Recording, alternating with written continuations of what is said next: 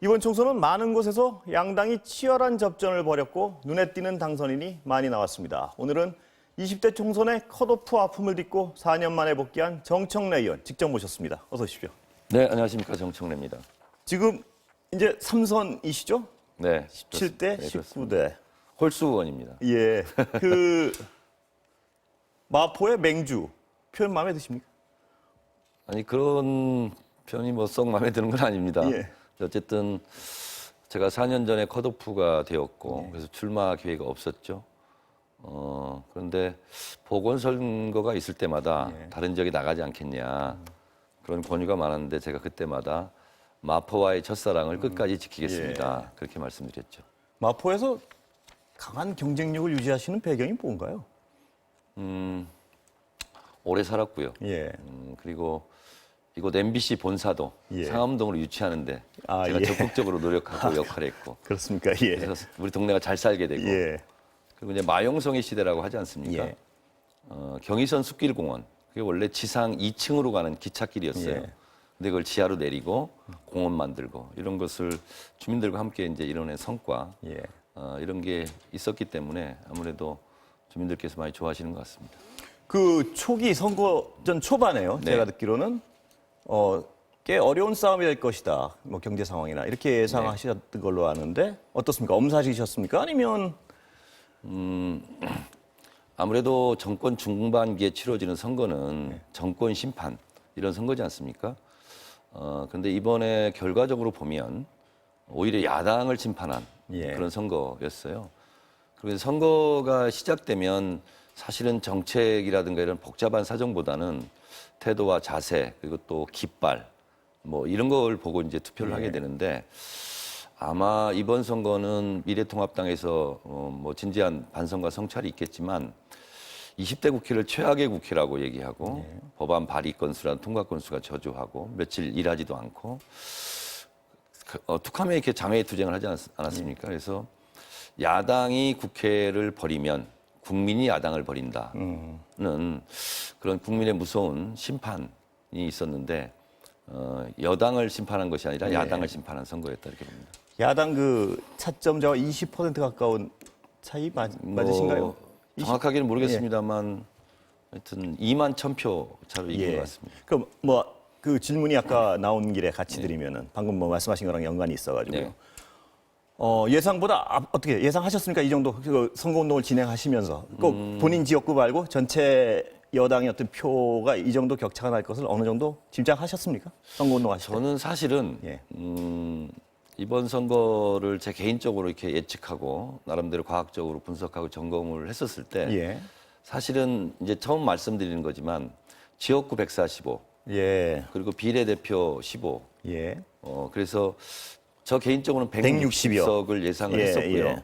그리고 누구한테 그 얘기를 했어요. 어디다는 얘기를 하지 말고 예. 또 겸손하게 선거를 치러야 예. 되니까 그래서 저는 160석까지는 제가 예상은 했었습니다. 근데 예. 180석 나오는 거 보고 예. 국민들의 이 눈이 훨씬 더 무섭구나 이런 생각을 했습니다. 180석은 예상을 못 하신 건데 네. 이 압승의 어떤 정서 아까 잠깐 설명하셨지만 네. 뭡니까? 야당 심판에 의원님 보시기에.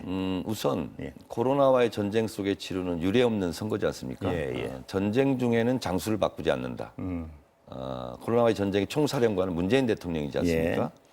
그리고 또 보수 야당과 보수 언론에서는 문재인 대통령을 뭐 욕하고 비판하기 바빴지만 예. 전 세계에서 극찬하는 것은 어쩔 수 없이 국민들에게 다 전달이 됐고 예.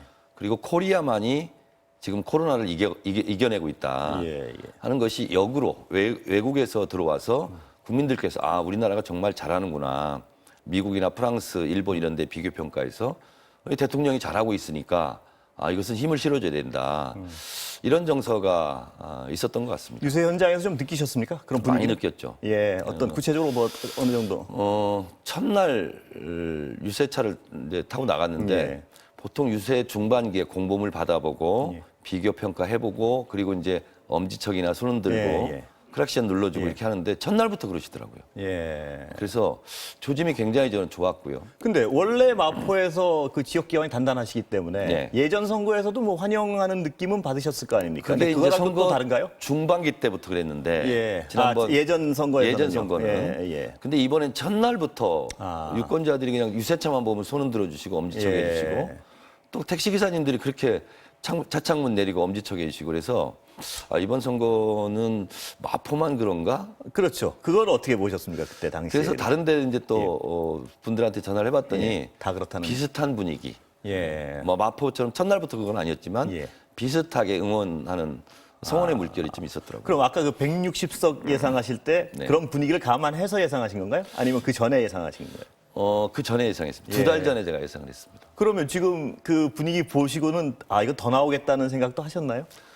더 나올 생각은 못했어요. 아. 저는 2달 전에 계산을 예. 했을 때 예. 수도권과 충청권, 예. 호남권 이렇게 봤을 때 호남권은 저희가 거의 싹쓸이하는 분위기였고 제주도 3석 그리고 충남에서 절반 이상을 하면 과반을 넘긴다. 의원님 잠시 후에요. 네. 그 코로나 관련 브리핑 잠깐 듣고 네네네, 가겠습니다. 네. 예. 아직은 안 올라오셨어요. 예. 그래서 충청권에서 절반 이상을 하면 과반이 가능하겠다. 아. 그래서 계산을 해보니까 과반이 가능하겠다 제가 또 정도. 충청 출신이고요. 예, 예. 그리고 수도권은 뭐 압승 분위기였고. 예. 그래서 이제 왼쪽 라인 이번 선거 결과 예. 나왔지만 왼쪽 라인을 계산해 보니까 140석 가까이 나오더라고요. 자, 브리핑 잠깐 네네네네. 듣고 가겠습니다. 네. 정경 본부장님입니다.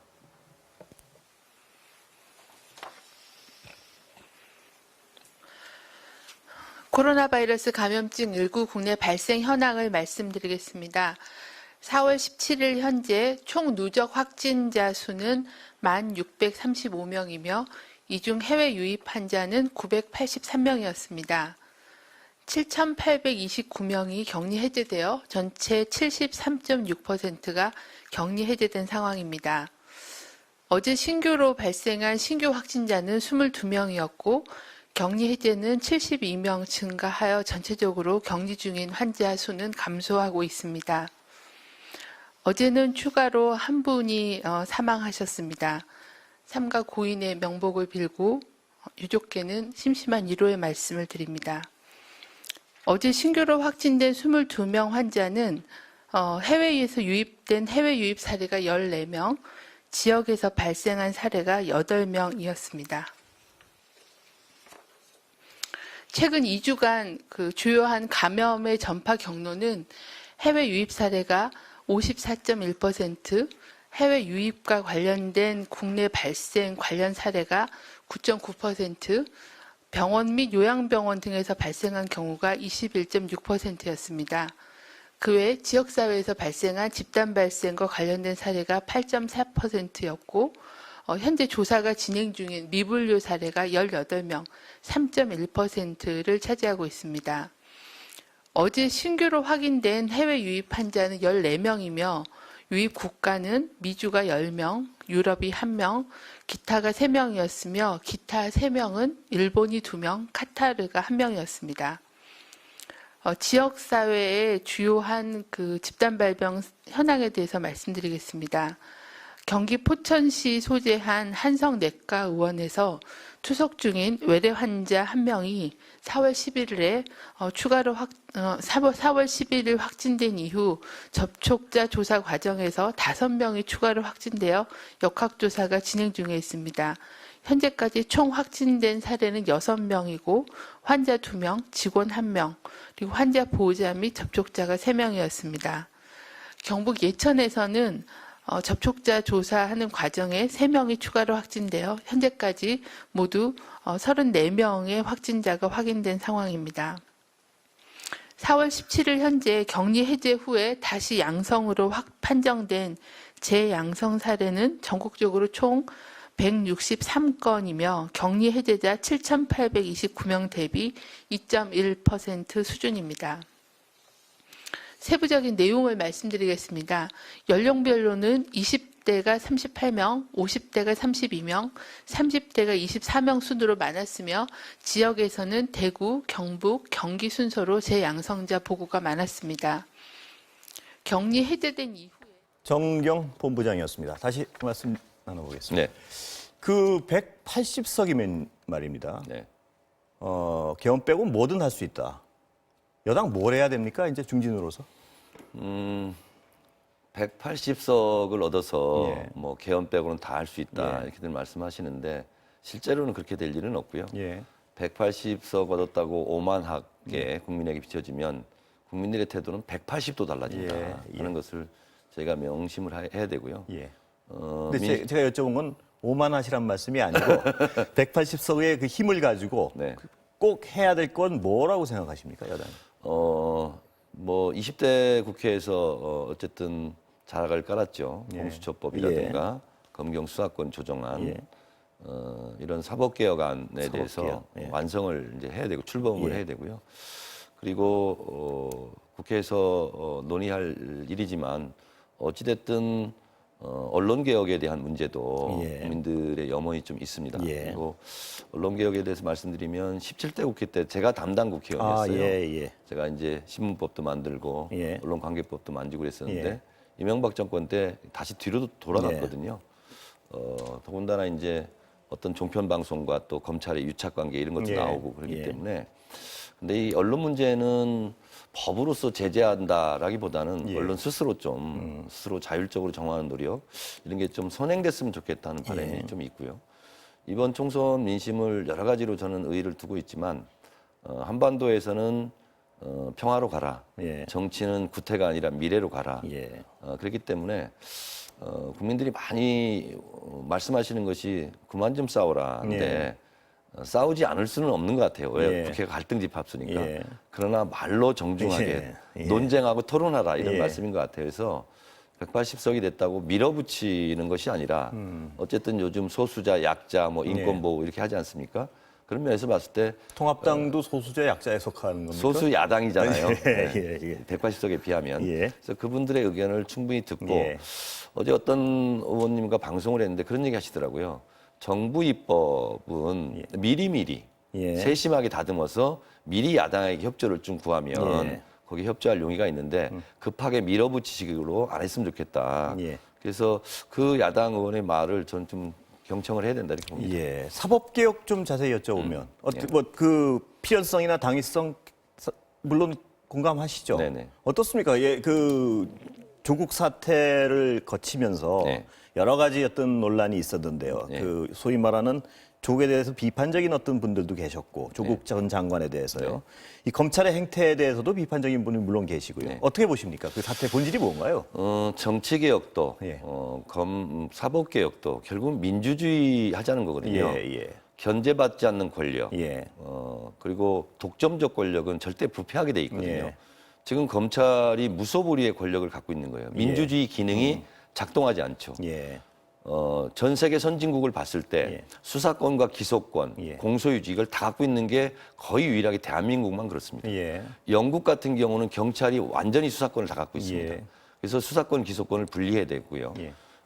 그리고 검찰 같은 경우가 실제로 그러지 않습니까? 정경심 교수 재판할 때 예. 어느 시민단체에서 그 판사를 고발하니까 즉각 수사하겠다 예. 그러고 예. 언론에 공표하고 예. 담당 판사를 수사를 하겠다는 거거든요. 누가 예. 봐도 이것은 민주주의 균형의 원리에 맞지 않죠. 그러면은 그래서 예. 독점된 권력을 분산시켜서 서로 견제하자. 이것이 이제 민주주의고 또 사법부도 예외가 될 수가 없다. 그래서 검찰 개혁을 주장하는 거죠. 검찰 개혁과 윤석열 총장의 거치와는 연관이 되는 겁니까? 안 되는 겁니까? 연관이 예. 없습니다. 그것은. 아, 그건 없습니까? 윤석열 총장의 개인적인 캐릭터의 예. 문제이고 예. 그러나 검찰을 개혁하자 하는 것은 예. 민주주의, 제도를 정착시키자는 예. 문제이죠. 그럼 윤석열 총장이 지금 한 어떤 여당 의원으로서 제가 여쭤보는 네네. 건데 윤석열 총장의 지금 어떤 지휘 모습, 네. 지휘 형태 여기 문제가 없는 겁니까? 저는 거치와는 상관이 없다고 말씀하셔가지고 거치와는 관계가 예. 없지만 예. 문제가 있고 예. 가장 이제 문제 제기하고 싶은 것이 예. 편파 수사죠. 예. 왜냐하면 수사를 하려면 예를 들면 모 국회의원 같은 경우는 13건, 14건 고발이 돼도 수사를 착수하지 않지 예. 않습니까? 예. 누가 봐도 그것은 편파적이고 편향적인 예. 수사죠.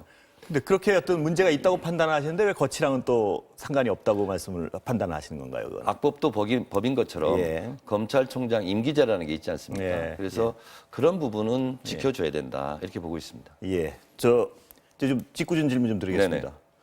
민경욱 전 의원하고요. 네. 이현주 전 의원 네네. 공통점이 뭐 떠오르시는 게 있나요? 별로 없습니다. 별로 관심이 없어요. 아, 그 일반인들이 보기에는 말입니다. 네네. 민경욱 전 의원. 그럼 거기다 이제 김진태 전 의원까지요. 네. 좀 부드럽게 얘기하면 말씀을 세게 하시는다는 공통점이 있고 네. 좀 강하게 얘기하면 막말을 한 전력이 있다는. 공통점이 낙선하는 의원이네요. 아, 예. 근데 이 부분에서 정 의원님도 막말이라는 어떤 테두리에서 비판을 받으신 적이 꽤 있어요. 저는 막말을 한 적이 없어요. 아, 예. 저는 막 말을 했을 뿐. 사과하셨지 않습니까? 근데 4년 전에 그 공갈 사건 때.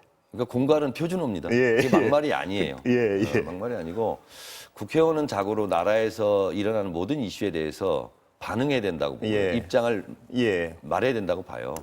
그래서 나라국자 국회의원 아닙니까? 그래서 저는 거의 모든 이슈에 대해서 제가 반응했고 예. 말을 했을 뿐이다.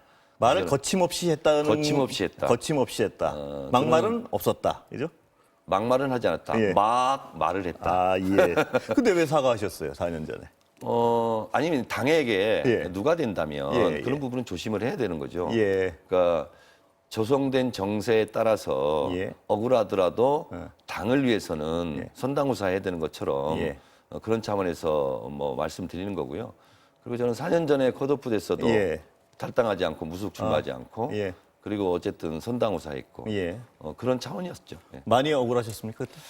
4년 동안 절치부심하셨습니까? 많이 억울했죠. 예. 많이 억울했는데 세상에 억울한 사람은 많아요. 예. 근데 저같이 억울함을 그래도 알아주잖아요. 저는. 예. 근데 당이 알아줬습니까? 뭐 국민들도 당이 나중에 그걸- 알아줬고 국민들도 알아줬고 예. 그리고 언론에서도 많이 알아줬고 예. 그래서 방송 활동도 많이 할 수 예. 있었고 근데 정말 돈 없고 백 없는 일반 국민들 예. 억울함을 당해도 호소할 데도 없고 예. 사람들이 알아주지도 않고 예. 그런 분에 비하면 덜 억울한 거죠. 예. 자, 마포 오시니까 마포 얘기도 안 여쭤볼 수가 없는데 네네. 마포 가장 수건 사업이 뭔가요? 지역으로서, 지역 의원으로서. 제가 이제 초선 때는 예. 이 MBC 방송국을 여기로 유치하는 문제, 예. 경의선 숲길 문제 이런 예. 것이 이제 최대의 이제 현안이었고요. 예. 지금은 서부광역철도 예. 홍대에서 출발해서 지선이죠. 예. 출발해서 성산동 그리고 MBC가 있는 상암동을 거쳐서 강서구를 예. 거쳐서 부천까지 가는 이게 이제 서부광역철도인데요. 이것이 10년 전부터 추진되고요. 예. 지금 BC 예비 타당성 조사는 0.99가 나왔어요. 예. 1이 되면 이제 출범하는 거거든요. 예, 예. 그래서 0.01을 어떻게 메꿀 것인가. 그래서 상암동에도 이제 지하철역이 생기고요. 예. DMC역이 있고요. 그 다음에 성산동에 성산역이 생기고 예. 이것이 이제 마포의 지도를 가장 바꿀 가장 큰 사업입니다. 자, 지역 사업은 그렇고요. 당 네. 중진으로서 네. 아까 그 거대 담론, 그러니까 네. 검찰 개혁 이런 건 말씀을 하셨고요. 네네. 민생 현안에 대한 어떤 당이 앞으로 중점적으로 추진해야 될 건 뭐라고 보시는 건가요? 우선 지금 언론이나 어디도 지금 얘기를 하지 않고 있는데 코로나 사태가 예. 이제 진정이 되면 예. 엄청난 경제 위기의 파고가 예. 밀려오고 있죠. 예.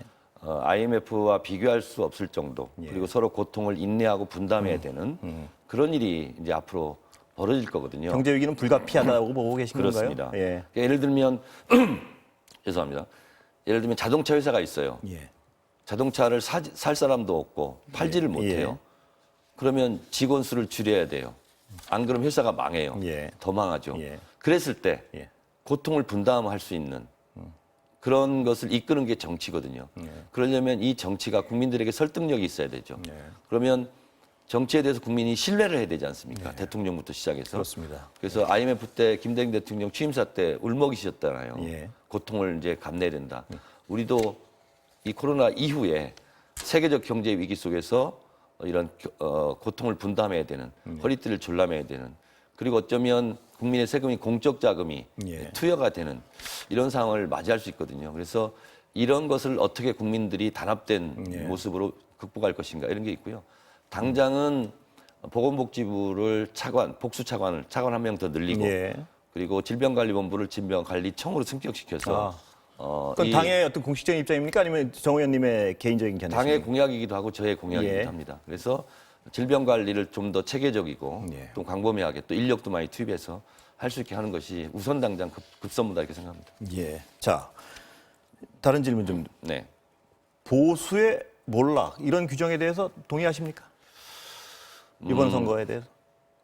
저는 대한민국의 메인스트림 주류가 바뀌었다라는 것을 보수 세력이 모르고 있다. 그래서 모르고 있기 때문에 이번 총선 전쟁에서도 큰 패배를 하지 않았을까 이런 생각이 듭니다. 벌써 87년 6월 항쟁 세대이지 않습니까? 저희 같은 경우 우리 앵커님도 그럴 거고 이 민주화를 학습하고 체험한 사람들이 50대가 됐어요. 그리고 좀 있으면 60대가 됩니다. 50대는 절대 보수적이 아니다. 이제 이 말씀을. 그렇습니다. 그래서 예전 같으면 50 넘으면 보수다. 그랬는데 지금은 50대까지 진보예요. 이번 투표도요. 60대 이상과 이하가 확연한 차이거든요. 그래서 고령화 사회가 되기 때문에 50, 60 넘어가면은 다 보수화가 되니까 보수 세력이 우세할 것이다. 천만의 말씀인 거죠. 많은 국민들이 새롭게 민주주의를 경험하고 그리고 그 자녀들에게 또 전수하고 있지 않습니까? 그래서 민주주의 정신으로 무장하지 않는 것은 앞으로의 더 큰 패배를 가져올 수 있다. 그래서 저는 이참에 새로 집을 지어야 된다. 보수는. 진정한 보수를 거듭나야 되고 수구 세력이 보수 세력이 아니다라는 거죠. 그래서 저희도 열린우리당 때 폭망하고 10년 걸렸습니다. 급하게 서두르지 않고 그래서 무슨 혈서 쓴다고 머리띠 맨다고 국민들의 마음이 달라지지 않거든요. 이번에 미래통합당 선거운동 하는 거 보니까 뒤죽박죽 우왕좌왕이더라고요. 긴급재난기금을 뭐 국민들에게 좀 지급해야 된다 그러니까 안 된다고 그랬다가 자, 그럼 거기 더 줘야 된다고 그랬다가 통합당은 이미 패자니까 그렇고 압도적 승자로서는 그럼 이 지금 현재 민주당에 개선해야 될 점은 뭐가 있다고 보십니까? 저는 첫째도 겸손, 둘째도 겸손, 태도 면에서 그렇다고 보고요. 앞으로는 이명박, 박근혜 탓을 할 수가 없게 됐습니다. 오로지 이제 저희 다 책임이고요. 그래서 국민들이 의석을 많이 주신 이명박, 만큼 박근혜 탓뿐만 아니고 이제 야당 탓도 전혀 할 수가 없는 상황 아니겠습니까? 그래서 이제 저희는 책임질 권한밖에 없다. 그런 생각으로 말이 아니라 실천 그리고 진짜로 성과를 내고 업적을 내야 되거든요. 가시적으로. 그런 과제를 안고 있어서 저는 180석 됐을 때 정말 두려웠습니다. 그럼 마지막으로 하나만 더 여쭤보겠습니다. 이번 압승이 차기 대선의